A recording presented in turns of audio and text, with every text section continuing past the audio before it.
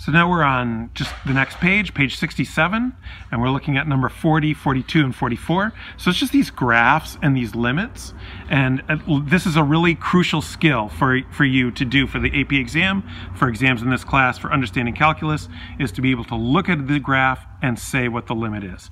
Okay, so the limit as t approaches -4 from the left, remember that little minus sign means from the left, of g of t. So here's my function g. As the x's approach -4 from the left, what do the y's to the left of that -4 approach? Well, they're coming up to this number, whatever that is.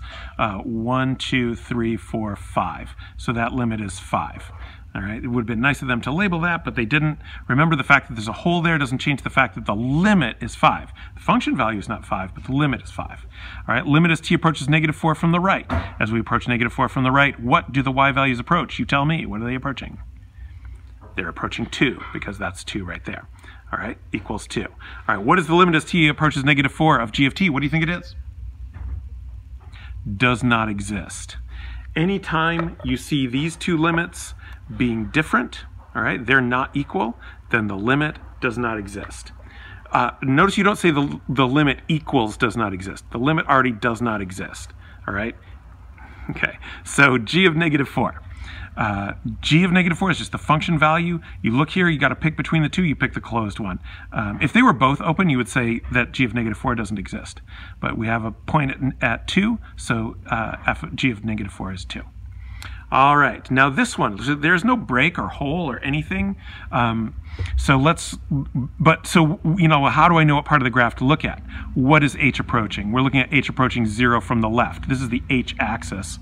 So as h approaches 0 from the left, what do the y values approach? Well, they approach whatever's right here, 1, 2, 3, 4.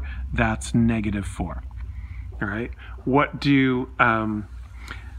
is the limit as h approaches 0 from the right of f of h? What do you think? As h approaches 0 from the right, these drop down to -4. So it's the same thing, right?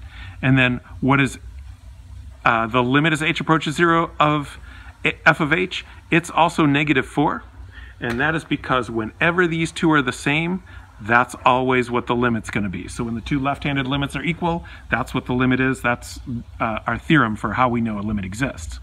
All right, and what is f of 0? So if I look at the actual value at x equals 0, well, it's also -4 because there's no hole, no jump, nothing. It's just -4. So they're all -4, and that means that this function gets a special prize, and the special prize is when all 4 of these are the same. This, by the way, is they didn't ask you to do this, but I'm going to ask you to note whenever the function has all these values being the same, and then at that point we say f is continuous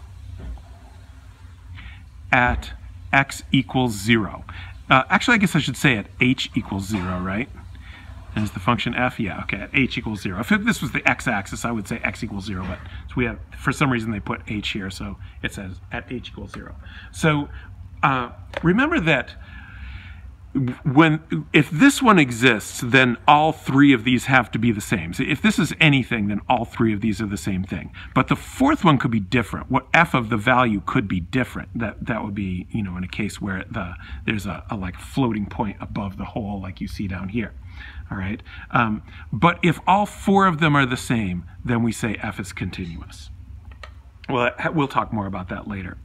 Next up, we have the function p of s. We're looking at limit as x approaches -2 from the right. What is it? Remember, x is approaching -2. A lot of people get distracted by this over here, but this stuff over here has nothing to do with what we're looking at because we're looking at s approaching -2. -2 is over here, so this stuff doesn't even exist as far as that limit is concerned. So I did number 41. You were supposed to do number 41. All right, I tell you what, I'm going to let you do number 42. All right, moving right along, because you're doing the odds here, I'm doing the evens, if you hadn't noticed. So number 43 is for you to do, number 44. All right, so let's bring number 44 up. So we have limit as x approaches 2 from the left. So hopefully you got the idea here. Limit x approaches 2 from the left. We're going to have 1. X approaches 2 from the right. We also have 1. Limit as x approaches 2 is also 1. Remember, if these two are the same, this has to be the same as it. But g of 2 is up here. It's 3. So this function is not continuous. So we can say f is not continuous at x equals 2. Right? So, I mean, you can go farther and justify it and say because the limit at x approaches 2 is not the same as g of 2. But we're going to have plenty of time to do that later. So for now, just state whether it's continuous or not and answer these questions. All right. So that's it for 2.1. We're done with 2.1. So your homework on this section, your homework is page 66.